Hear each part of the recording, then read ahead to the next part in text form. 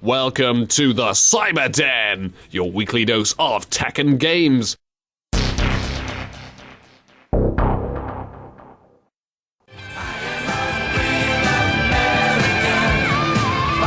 That was Real American, Hulk Hogan's theme.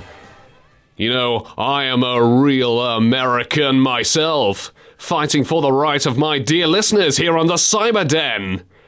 Okay, I'm not really American, but you know what I mean.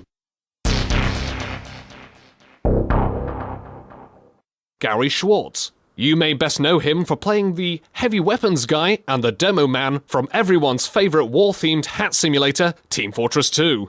Thanks for coming, mate. Sure, my pleasure. Are there any particular lines from each character that you find quite funny, or any particular moments you thought was quite memorable when you were playing the heavy and demo man?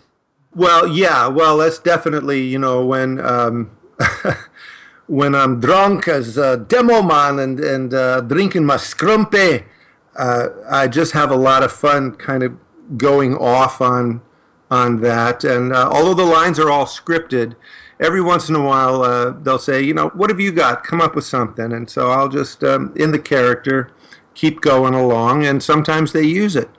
The heavy was, he's just hilarious to play. He's just so much fun. You feel, so powerful and full of yourself. I just feel like I can say anything as the guy, so I do. And they seem to like it. That was the Pokemon theme song. Welcome back to the Cyber Den, everyone. Cyber Den, it's a great show. Ooh. It's about tech and games. Listen to me and I'll listen to you. Cyber Den. Sorry, this is dreadful.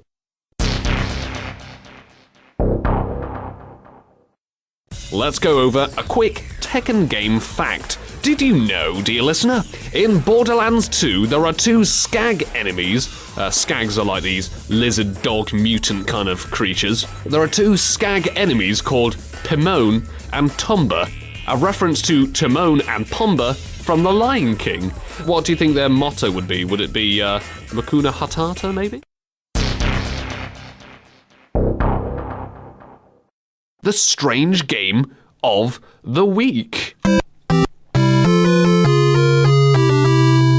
Now, this week's Strange Game of the Week is an add-on called Duke Extreme from 1997. This was a third-party add-on for Duke Nukem 3D. It also came with a modification kit. Probably the strangest mod you could include is that you can make aliens poo their pants and spontaneously explode in your face. Let's discuss a Tekken game fact, shall we? Yes. Okay then, did you know, dear listener, the first World War II shooter, Medal of Honor, for the PlayStation 1, it had many secret characters for the multiplayer mode. These included a Velociraptor, William Shakespeare, oh gosh, Winston Churchill. I actually remember playing as Winston Churchill, and if you kill him, when he dies, he goes, "My finest hour," and just collapses. And even a German Shepherd. Dear. You can actually play as a German Shepherd and pick up a Panzerfaust and, an anti-tank rocket launcher and blast enemies with it. I wonder what Winston Churchill's intro would be. I wonder if he'd say something like, "We shall fight on the beaches," or something. "We shall fight on the beaches, we shall never surrender. Oh goodness, and a German Shepherd is heading my way, I surrender."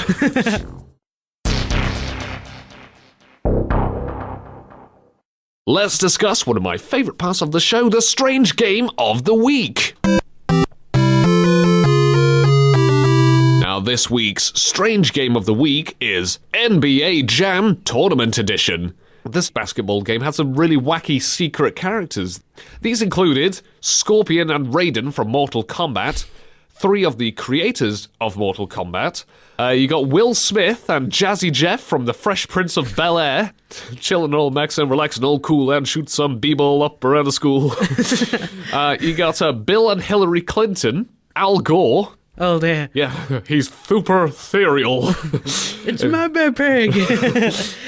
You get Prince Charles, surprisingly enough. Oh dear. And even the Beastie Boys. Body moving, body moving, body moving.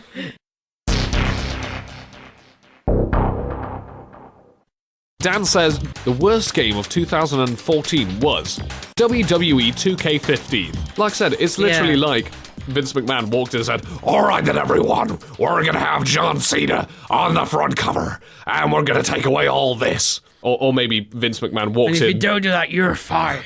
Maybe he accidentally sat on a keyboard and was like, "Oh no, Mr. McMahon, you just deleted half of the content." "I don't care, release the game anyway." We've got a new contender on the Cyber Quiz. Please welcome the Rageaholic known as Razorfist. This is all to do with the Hitman series, so let's get started. Question 1. What was voted as the best line spoken by 47 out of all of the Hitman games as chosen by the fans? Was it quote number 1, "Names are for friends, so I don't need one," from Hitman Blood Money? "There's a bullet for everyone, a time and a place, an end," from Hitman Contracts? Or "I need to use the bathroom," from Hitman Codename 47? Okay, I may very well be wrong here, but if the bathroom one isn't the correct quote, then it's the Hitman fan base that are wrong, so I'm going with C. You're correct, it is "I need to use the bathroom." Brilliant!